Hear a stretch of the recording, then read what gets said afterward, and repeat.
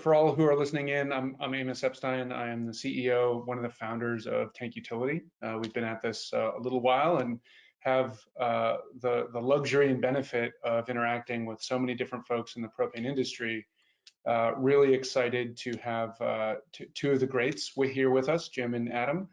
Um, Adam and Jim, I'm going to go through and just sort of prompt you with a couple of questions here, and wanted to start off by giving you each a chance to sort of introduce yourselves and maybe talk a little bit about the companies you run in the industry.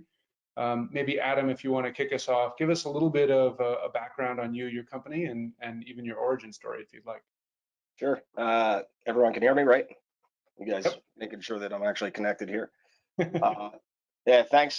First off, thanks to you guys for putting this all together. It's pretty amazing. In a pretty short period of time, you guys kind of rallied a lot of troops and got some things happening. So thanks to everyone that put this together. Uh, as Amos was saying, my name's Adam. I'm from Gas Tech. We're a company primarily all propane, based just outside of Philadelphia, about 30 minutes north. I've been in the industry now about 17 years. I'm the CFO here. My primary focus is obviously the financials and everything when it comes down to the day-to-day operations. Uh, Over the years, since I'm a numbers guy, I've naturally taken a big liking to forecasting and efficiencies. Efficiencies always lead to a better bottom line. And like the previous presenter was just saying, bottom line's a really good thing for the companies. So anything you can do to gain those efficiencies is always beneficial to the company. Um, as far as origin stories, I guess I was just out of college. I went for accounting finance and got the opportunity to start, and basically right out of college got into the industry. So it's pretty much the only thing I've really known, and I've done everything, much like a lot of us have, where we've all been out there, we've turned some wrenches, we've installed some tank monitors, we've talked to customers on the phone. So for me specifically, I think that going through every phase of the business gives a very good understanding of how everything impacts the bottom lines and where to find those efficiencies and how to improve our processes in the office and everything along those lines to make us as good as we can be at what we do. Great. Appreciate that, Adam. Jim, do you want to give a little overview of your business as well, your experience in the industry?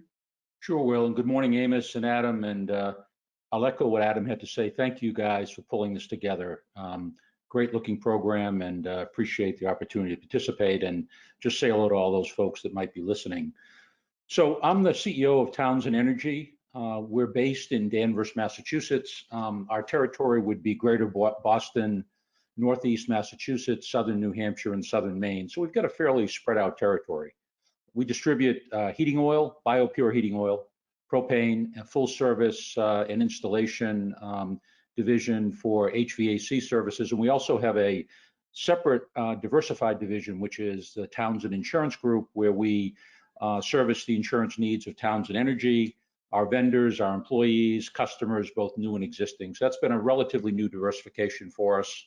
We service roughly 25,000 accounts in that territory. And our company was founded in 1931, so we're approaching our 90th year, which we're pretty proud of. That's maybe a good segue into kind of where it all began for me. I did not intend to come into the family business. I went to college and then grad school, MBA, JD, was going to be a corporate lawyer, and had kind of a early life crisis and had to go find myself on the slopes of Steamboat Springs, Colorado, and ultimately came back into the business in probably 1979 or 1980, when at that time our company was literally my uncle, my dad, my brother, and I was the fourth member to join the company. And my mom, of course, who took care of the books.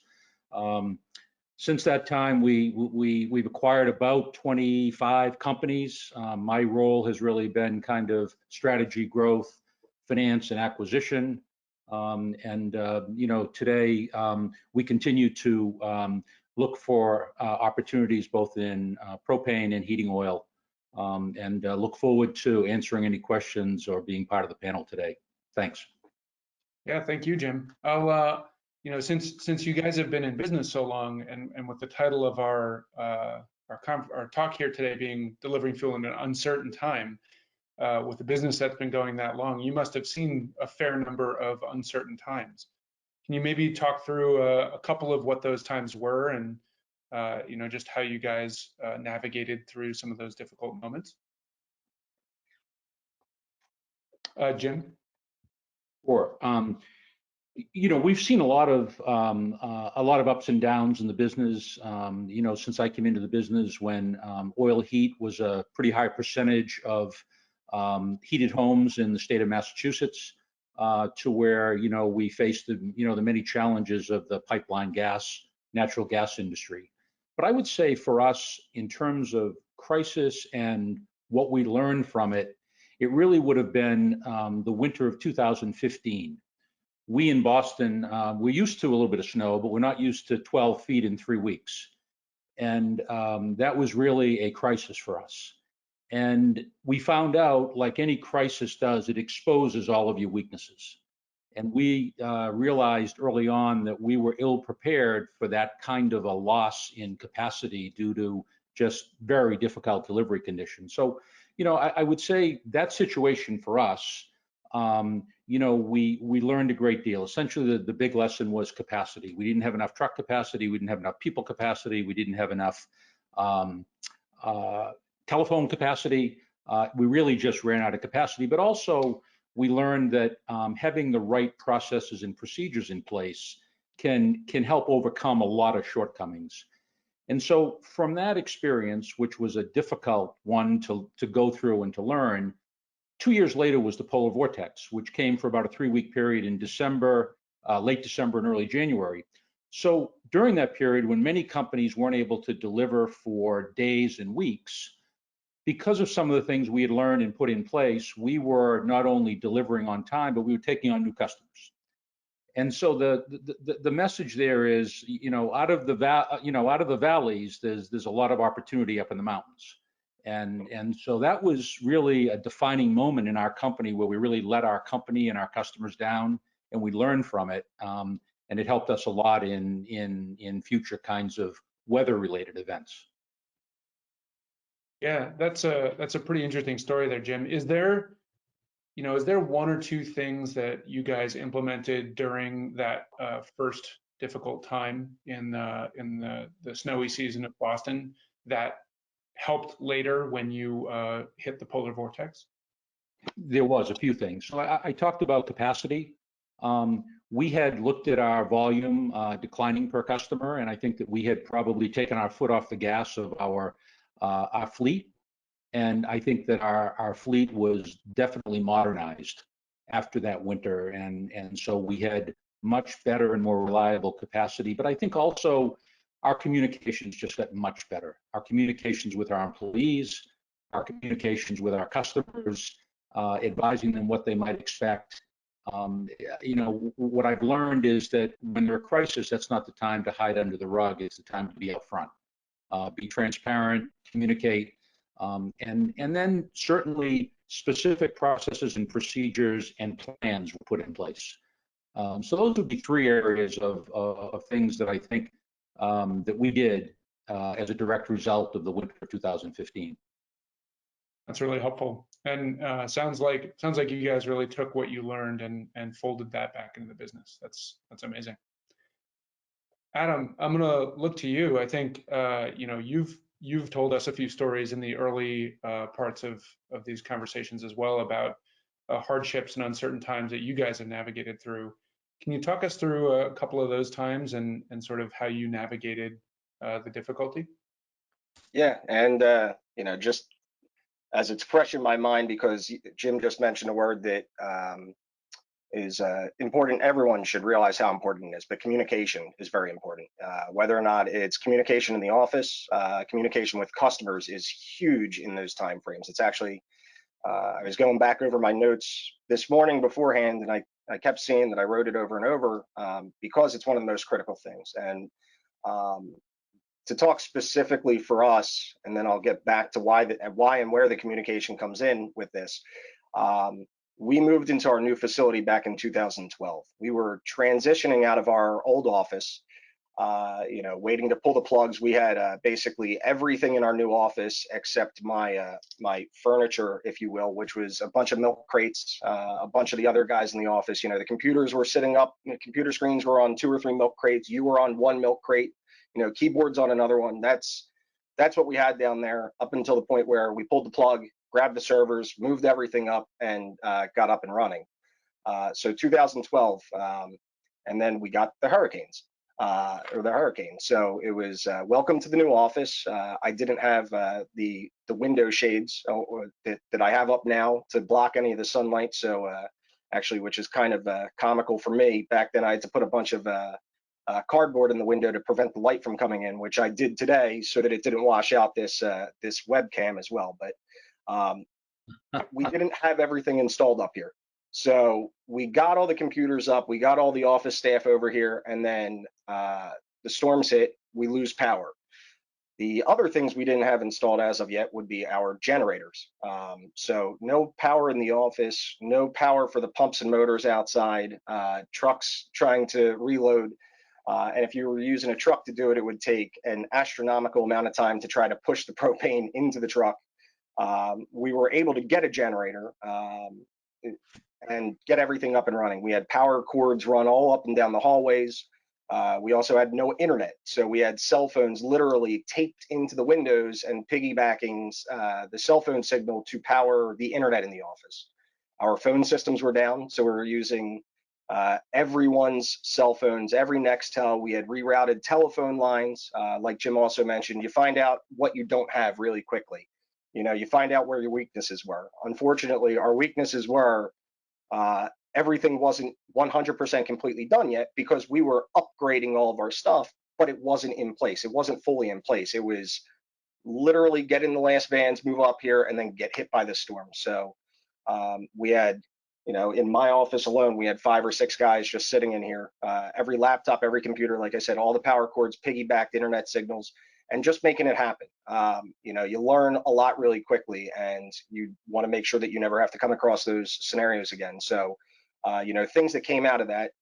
What happens when our internet goes down now? We have backup internet systems that work on completely different channels, so we never lose. If we lose it, it's momentary, and we're back up and running because it's critical with communications with our trucks and our guys and everything. Phone systems the same way, failover systems that if anything happens, it automatically fails over to something and we're not offline. Our customers can get in touch with us. We're able to stay in touch with our drivers. So back to that big thing, which is communication. When you lose communication, you lose control. So it's a really scary thing. Thank goodness we live in a time where we do have cell phones.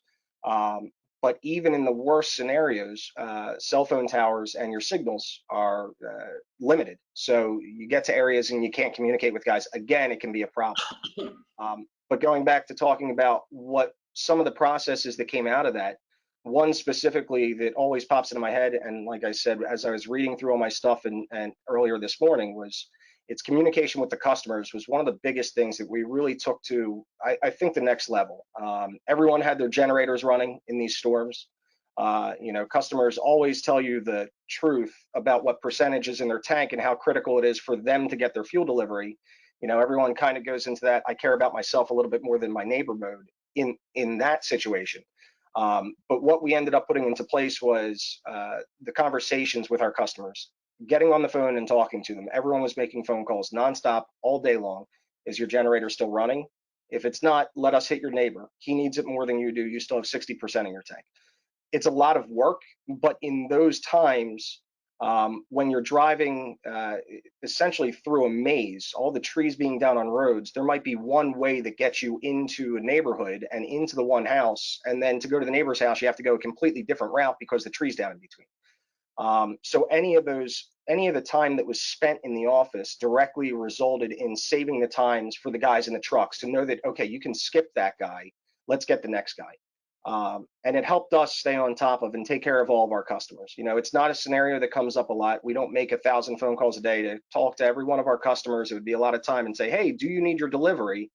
And the law of unexpected consequences, you'd have customers telling you, no, I don't want a delivery because X, Y, and Z reasons, and it would mess up forecasting and everything else. But in those very strange situations, it became a very useful tool for us that we do employ when things like that happen, when there are widespread power outages and things like that. But looking back on it, I enjoy those situations. It was fun, if you will, looking back and having those crises and seeing what you did And I look at pictures now, and you see pictures of the office and how much of a mess it was in here. And you kind of count back then all the Red Bull containers that were all over the place, and all the coffee cups. And I think in one of the pictures there might have been 2 miscellaneous Miller Lights or something like that in the corner of the room, because you probably needed that at 8 o'clock at night after you're going through a 12 or a 13-hour day, just trying to keep things rolling. But I think it makes it fun, and it's it doesn't happen often. If it did, I'd probably pull my hair out. But when it does pop up, it's definitely interesting,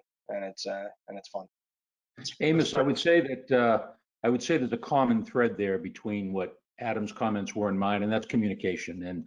And just can't reiterate that enough. What Adam said about making the phone calls to the customers, if they know they're in the queue, if they know you're there, if they know someone's coming, if they know you're keeping track, makes all the difference in the world. But communications is not an outcome; it's a continuing process of excellence, and it's really important. For sure. Adam, I'm curious, when you guys went through that, sounds like communication was paramount, as well as some backup plans, right? You had generators, you had other means of getting to internet, you had all sorts of other sort of plans you had to work out. How did you guys take what you learned and fold it into the business going forward from that point? So again, some of the stuff, and we had backup plans. They just were not completed backup plans. Like I said, our generator was not even here, but it was okay. You know what? What's the likelihood that something like that happens? It almost goes along the lines with one of my favorite things, which is when we install a tank and it's on a 100-year floodplain, and you got to bolt the tank into the bedrock somehow, so that it's never going to get. It's a 100-year floodplain. But you still need to plan for that stuff. So we had planned for it, but it was okay. If there's 100 things that need to get done when we get the new facility up and running, the generator might have been number 78, and we were up to like 62. So taking it the step further from there, one of the big things was the failover systems for the internet capabilities. Unfortunately, our new facility, we got very spoiled. At our previous facility, we had fiber optics for our internet, which was incredibly reliable. And our new facility, it's not available. It's still not available. We probably call once a year. And it's a shame, because traditional, just regular coax or cable lines, they're subject to a lot of issues, comparatively speaking. And more these days, again, the different type of communications, the computer communications, is the backbones of businesses. If you have zero communication, we keep our servers on site, and we have off-site copies of everything, so that no matter what, we've got the backups there. But if you didn't have, let's say, your own servers on site for each of your locations, if you lose those communications, what happens? How do you run the business? How do you're working with pen and paper, you're opening yourselves up to problems, and problems lead to losing customers. Losing customers is bad for the bottom line. There's all sorts of fallout that happens from stuff like that. So just really taking from those situations and saying, even though this isn't something, it's not the new norm. It's not going to happen once every 5 years where you get a major storm. But when they do come, because they will, what do you have in place? And it was, one of the big ones was the failovers for the internet capabilities on a completely separate system, and instantaneous as you can get, so that we don't lose any of that stuff. Having the backups on our servers, where we've got copies here and we've got copies off site. So if we need to, we can flip a switch, as long as there's, as long as the sync process happens, you're not going to lose data, and you can stay up and running. Because just what can happen from that stuff, again, it's just even thinking about it and going and finding where the problems were takes so much time. So having those processes in place to prevent that stuff, it's one of my other favorite sayings: an ounce of prevention is worth a pound of cure. You'd rather spend the money and have everything in place and hope that you don't need it. I'd rather have it and not need it than need it and not have it. So we spend money on things like this, and to tie it into other business aspects, every now and then someone's going to say, well, why can I get propane for 92 cents a gallon from Thrifty? And you say, well, maybe not today. Maybe today you can from anybody. But as the previous presenter said, bad years don't lower your margins anyway. But in a normal year, you say, well, because they don't have any of this stuff, and this stuff costs money. And when push comes to shove in the middle of the wintertime, when we're going to be here and get our gas to you, and then it's your gas, That's what you get. Where the other companies that don't have these things, they don't want to spend the money, but you're going to maybe every now and then get the cheapest price possible. But push comes to shove in the wintertime, you're not going to have your good service. You're going to have bad service, and you're going to be calling us again anyway. Right. Sounds like you guys learned some valuable lessons through that. I'm going to take a moment just remind all of our listeners on this panel that we are going to be making time to answer questions later. So if you guys have any questions for Jim or Adam, please go ahead and write them into the chat, and we will stop for a minute towards the end to make sure that we're making those questions available to these folks. So Jim, I want to come back to you.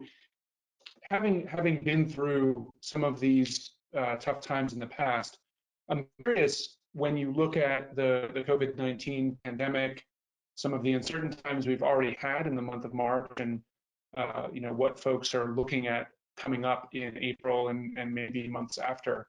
How does this align, or how is this different from some of the challenges you faced in the past? And what are you guys doing to prepare for anything that's coming down the pipeline, or what you've done so far?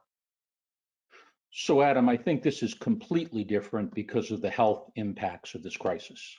We've been through business cycles, we've been through shortages, we've been through economic downturns, but in my lifetime, I don't think I could have envisioned that we would go through this. So if anybody had the playbook for this one, I haven't found it yet.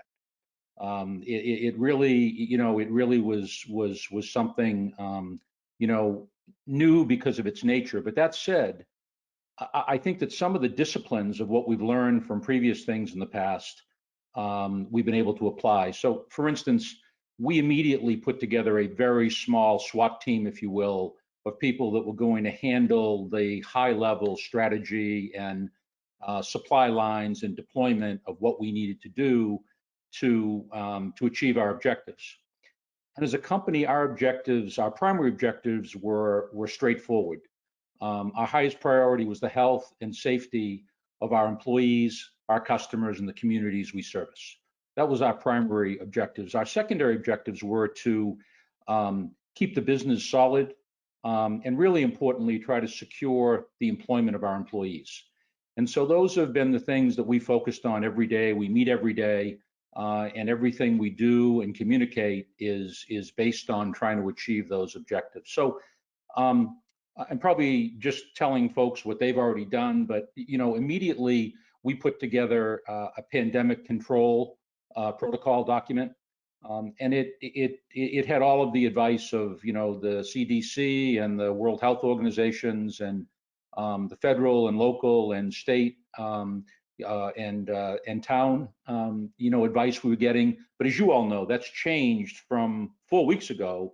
You just look at the guidance we were getting on masks for healthy people, and now the guidance we're getting on that. So that document has been ever changing. But what we did learn from back in 2015 was how important planning was, but planning without execution is nothing. And so we really have focused on the planning, the updating, the communication clearly with our employees and our customers, and trying to make sure that we're adapting to all of the changes that are coming down the pike as it relates to the proper protocols. From a business standpoint, like most people on the phone, we've been deemed an essential business. So I would say that our fuel deliveries, propane and oil, if anything, has probably ticked up a notch because people are spending a lot of time at home. It's been a little bit cool up here in the Northeast, at least in the Boston area. People are cooking more, they're using more hot water, they're washing their hands. So I would say that business has really been, on autopilot. Initially, we were, without much of an issue, continuing to do our emergency and preventative services as well as installations. I think over the past couple of weeks, those preventative services and sales calls and installations haven't been canceled, but we've had more people setting them aside for another time. So we as a company have tried to look at what the back end of this is going to be. We are going to come out of this. As a quote I have from Maya Angelou is that every storm runs out of rain, and this one will as well. And so with installations, for instance, we're trying to encourage people to at least book their slot. There's going to be a pent-up demand when we come out of this, and so we've got customers who aren't returning their deposits, but they're booking their slots. The same thing with tune-ups. So I would say our emergency service continues on. We have modified our protocols over time. We call the customers before any of our techs go into their home, or our salespeople. Is anyone home sick? God forbid, is there anybody who is infected with the virus? Is there a separate door and access that we could get into? We really don't need communication. And, of course, washing hands, cleaning vehicles every day, clean uniforms, all of those things that seem simple, but executing them is vital. So those are some of the things that we continue to do. And at the same time, we need to conduct business, because as most people know on this call, there is a pretty significant stimulus package, which many of us can avail ourselves to, particularly the payroll protection program, that you had to get that paperwork put together and the first day was Friday. So on top of trying to deal with the virus and all of the health protocols, we need to conduct business and make sure that our businesses are as solvent as they can be when we come out the other end. So it's been interesting, but as I say, I get a new play every day, but there was initially no playbook for this one. Yeah, they, something that we talk a little bit about with some of our customers and here at Tank Utility is that we're running a business, but we're also building a business, and it's both of those are a full-time job. How do you think about that building the business part of what you do, Jim, when you're looking at sort of the next 2-3 months down the line, navigating through the financial times? Great question, Amos. So one of the things I didn't mention, like many of you on the call, we have roughly 99% of our office working remotely. We never, other than in emergency times, we never did that. So if you think about what that creates for an opportunity going forward, not only in terms of operational efficiencies and costs, but recruiting and hiring opportunities. So we look at that as something that has occurred as a result of this crisis, but it can yield some long-term benefits. We spend a lot of time thinking about what's next, not about what's today, but what's next. And if you think about this crisis, and I believe that some aspects of business will never be done the same again, that this is a defining time and we will change in some ways forever. What are those things that we can deploy to our customers that they are going to expect from us? And we think about doubling down on our mobile app, doubling down on the ways customers can communicate with us, making sure that we as a company are always conscious of safety and health and hygiene. And I think from thinking about what's next, we're going to see some opportunities, as I've said, up on the mountain, that we'll be able to implement and execute that'll help our businesses not only survive, but thrive down the road. Yeah, I appreciate that, Jim. Adam, you talked about a little bit of a different kind of emergency than Jim from some of the past times that you guys have been through. How do you think about the pandemic and how it differs from what you've navigated through already? So make sure that's on. So yeah, it is a lot different. It's if I was to boil it down, it's all about safety. Like Jim was just saying, like everyone's saying, it's safety for your staff, safety for the drivers. Just using the word safety, any scenario like this, that's always going to be one of the biggest things. If it's a blizzard, it's how do you keep your drivers safe? If you have people in the office, and the blizzard hits in the middle of the day, but you're trying to maintain things, and if we went back 5 or 7 or 10 years ago, there wasn't the ability to work outside of the office nearly as easily as there is today. So, we used to drive some of the office staff that didn't have 4-wheel vehicles. We would have other people drive them home, or leave in the middle of the day and take them home. Some of us live much closer to the office. It's like if someone has a snowmobile, You know, we'd always where there's a will, there's a way. Get in, get in, get it done, make it happen. But safety in any situation is what's going to wind up happening and being the biggest thing. Your customers are, it's one of the sayings from one of the owners, that are your customers are your biggest asset. Secondly to that is going to be your employees. When you have employees that know what they're doing, that's a huge asset. So you don't want to endanger anyone ever. You always want everyone to be safe. So every scenario comes down to safety, I think, is one of the biggest things. What type of the safety is, that's a little bit different.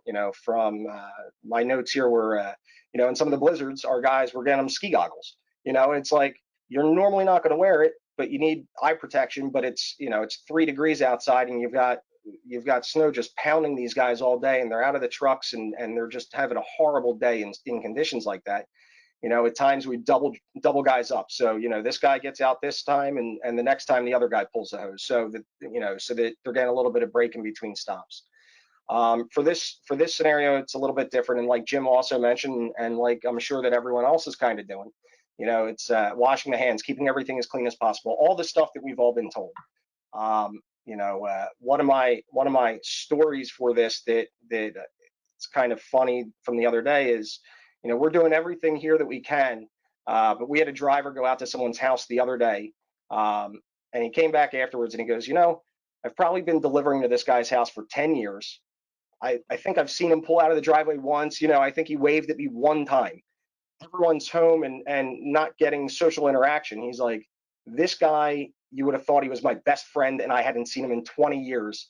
I get out of the truck. He comes flying out of the house to talk to me and see how my day's going, look at the trees and all this crazy stuff. He's like, all right, I'm going to go over here and fill your tank now. He's following me around his yard. And I'm like, all right, well, that's not the worst thing. You're outside. At least, he kept his distance. He's like, oh, yeah, he kept his distance. If you mean his distance was about a foot away from my face at all times, it's like, so we're going all these levels, all these, we're trying to get as much protective equipment and hand sanitizer and do everything we can for our guys. And then you've got a customer like this that it's like, they got half of it. They got the stay home part. The other half, with staying away from people, seemingly just went in one side and out the other. And he tells us, and he goes, I'm backing up and he's coming closer to me. I would go to fill his tank. I said, the only thing that could have made it more, more dangerous if this guy was out there with a blowtorch as you were trying to fill his tank or something like that.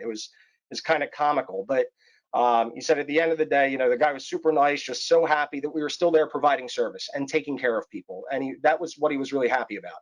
And he said he apologized to him afterwards, after he realized how close he was, because his wife came hanging out the window screaming at him to get away from him, that he was too close. So, there's some stuff like that that's going on. Again, it's kind of funny, but with everything that's going on here, it's all about safety, how to keep our guys as safe as possible, how to keep our customers safe. And that comes down to, we're staying out of the house as much as possible.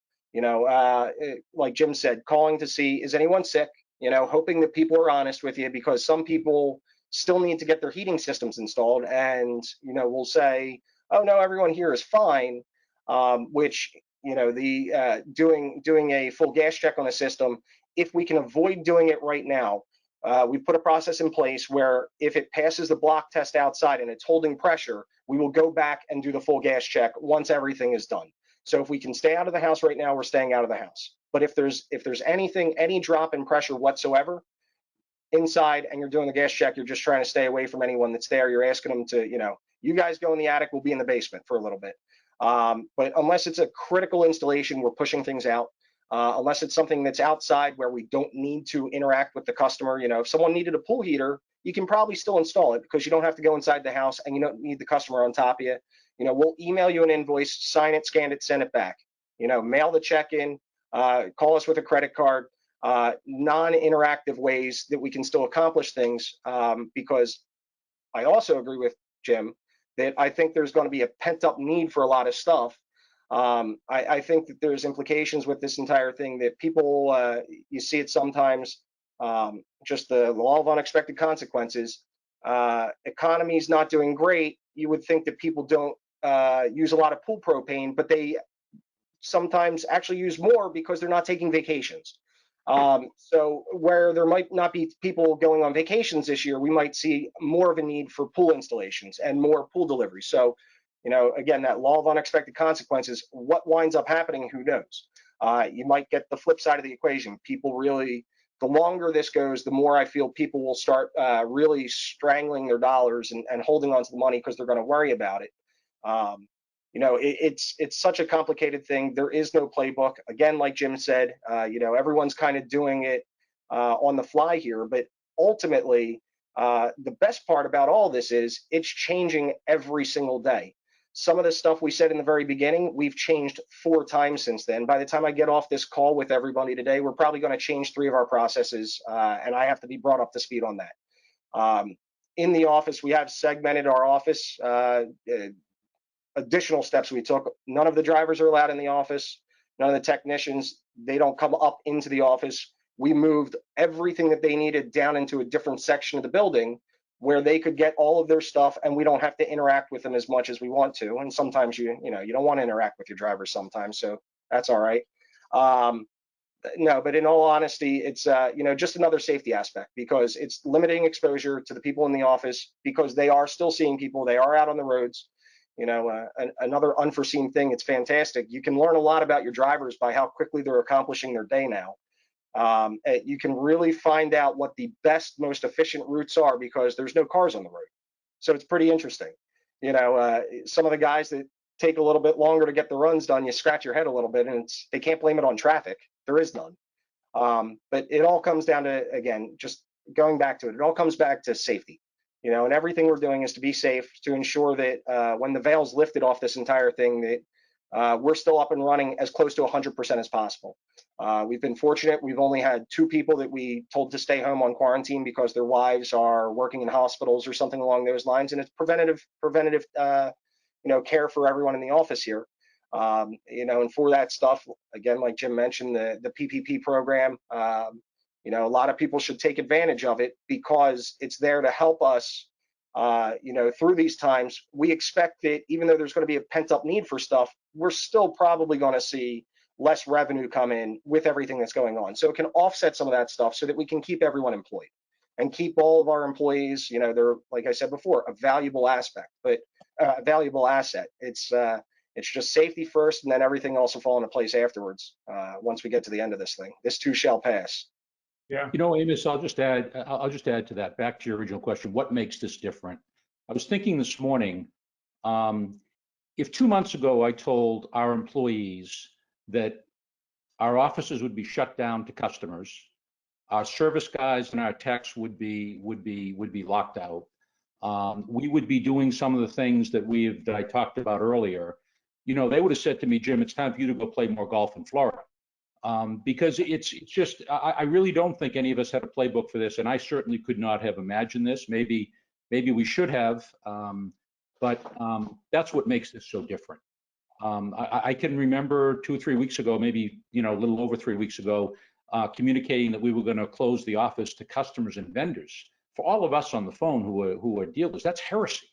I mean, that's you could never imagine doing that. So anyway, that just, I think, goes to the point of why and how this is so different.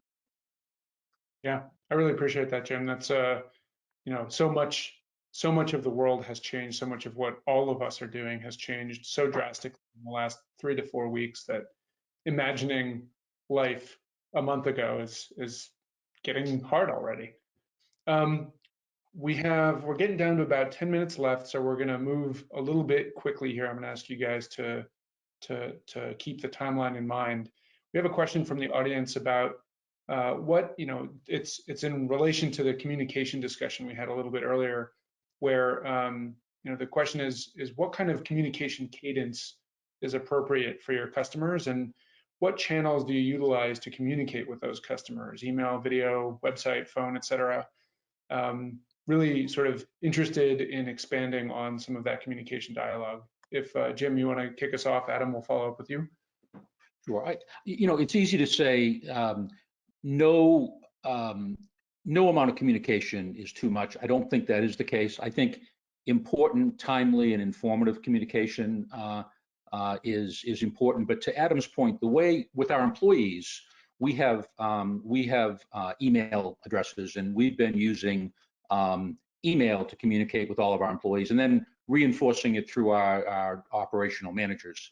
But I would say that there's been a communication going out to employees probably every 3 days, because things have been changing. They've been changing rapidly, and protocols have been modified. With our customers, I think that you don't want people to get email fatigue. That's one of the channels we use.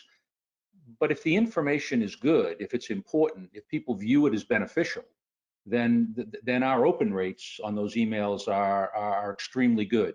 Another channel is how we're communicating on our website. People can communicate with us on our mobile app. We've done some videos that we have included in customer communications, interviews with myself on kind of what we've talked about with COVID-19. Again, and by the way, every communication that we send to our customers and our employees, my personal cell number, my brother's personal cell number on it, because we want to, as I said earlier, it's not a time to hide under the rug. It's a time to be out front. And so I think communications, we've talked about it, Adam has said it, it's really important. Make sure the content is good. Make sure it's, you message it in a way that customers can understand it and value it. But I think good communication cannot be done often enough. I appreciate that, Jim. Adam, how do you guys think about the cadence and the tools you use for communication channels? Yes, I mean, pretty much just everything that Jim just said, I agree with. I mean, I can't stress enough email fatigue, because I have email fatigue. I look at my email every day, and some company is sending me something about COVID-19 and the process they're taking, and it's fantastic. All I need to see is the fact that they're sending me the email. I'm happy about it, and it goes right into my completed folder, and it's gone. I don't need to see all the details. I just need to know that it's on their mind, and it's on everybody's mind. Cadence wise, you know what? Everyone's in the same boat. Everyone's in a similar boat, I should say. Customers understand what's going on, and more so, and I kind of touched on this earlier, back in the blizzards and everything else, and the hurricanes, people were a little bit more selfish with what's going on right now, and it's very nice to see. I think that everyone's, and I see it all the time, and we hear it all the time from our guys, everyone's helping each other. So any customer that we talk to, and we were like, listen, this is what's going on. Oh, okay, no problem. Thanks. We appreciate it. There's so much, to call it love going around with from our customers to us. And, everyone seems to understand, and, we'll put an asterisk on it. It's never everybody. It's 99.99%. You're still going to get those people that don't care about what's going on in the world, and they only care about themselves, but you deal with them a little bit differently. The vast majority of customers understand what's going on. The communication is very friendly, very easy. You can't have enough good communication. You can have the email fatigue, that I would consider not great communication, so you don't do it. You do lots of good communication. You stay in touch. I've seen more customers face to face, but on FaceTime. People going to a different step, like, hey, listen, if we can avoid sending a technician out there, let's avoid sending a technician. You're smelling something. Where's it smelling from? Oh, it's coming from here. Well, that's called a garbage disposal, and you don't have propane in there, so I think you don't have a gas leak, so everything's okay. Let's move on. So there's stuff like that where usually you can do it, just on a phone, but you use every tool that's in your tool bag. And like we were saying before, what things might come out of this. Necessity is the mother of all invention, and I think it's pushed us into a place where, unless really we absolutely had to go there for some of these things, we wouldn't have necessarily gone there. And now that we're over the hump, it's like, oh yeah, this is a very effective tool. We always thought about it, but it's like, maybe not. So yeah, the cadence with it, but it's led to some other good revelations. Yeah, I appreciate that. And just a little plug for one of our later sessions in Energize. We have the sort of future of technology in delivered fuel coming up at 4 o'clock.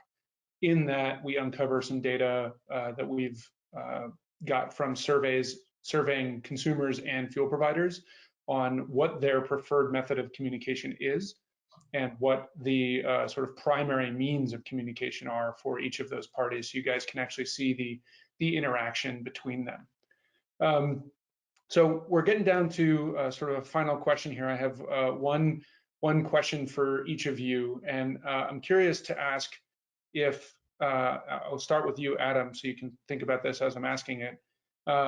If you had to name two things, one thing that you have already started thinking about or putting into place as a way of weathering this kind of storm and the sort of coming months, basically providing your business more resiliency for economic and other types of uncertain times.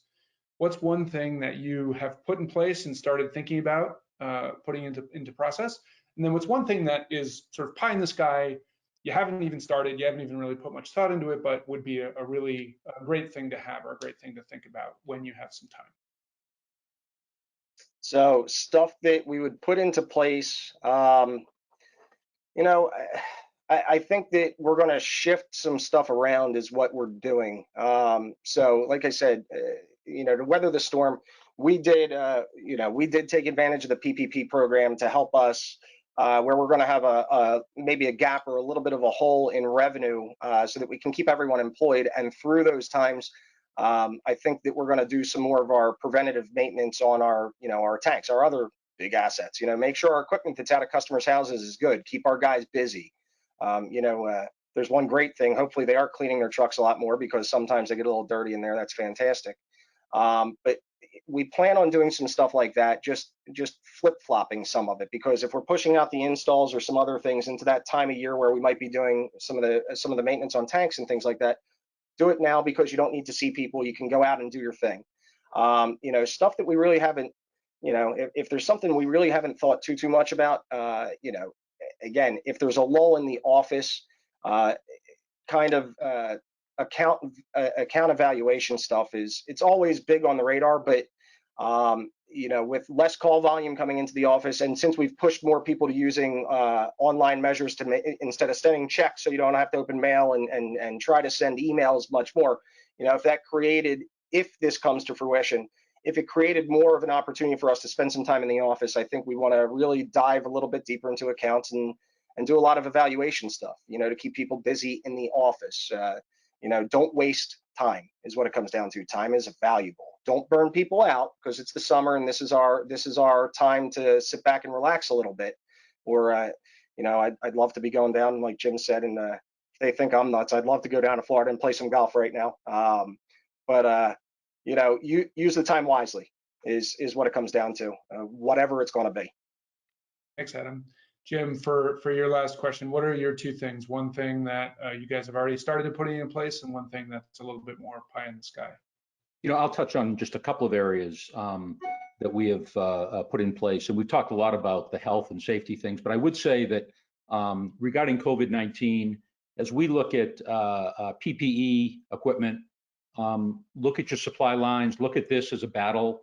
You don't want to run out of your supply lines, and I think that that's really important to make sure we get folks checking in with us twice a week on what the different supplies are for quantity existing and what they might need. But I think in the finance area, cash is going to be king, and I think you really need to develop a 13 or 26 week cash flow. The last thing you want to do is lose runway. So I would encourage you to look at your cash position. The PPP program is terrific. The EIDL program is another one, but clearly cash is going to be king. And I think in that area, I know that the feds have encouraged banks to work with companies with respect to their notes and their loans, maybe giving them some consideration of, say, 3 months, putting on the back end of the loan. That can really free up a lot of lifeline for companies.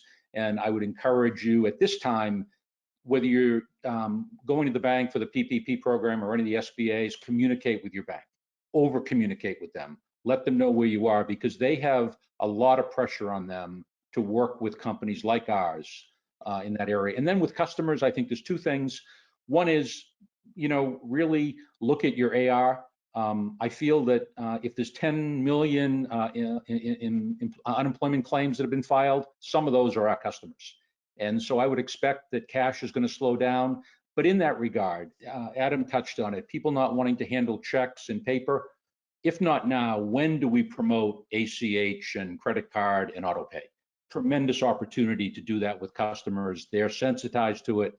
And so those would be just some of the things that I would say that we have done. That pie in the sky thing, I think, really does relate to technology and how do we deploy technology in the diversified services that we see us entering into down the road. So technology is going to be a big place. So that 4 o'clock future of technology, I'll be very interested in, Amos.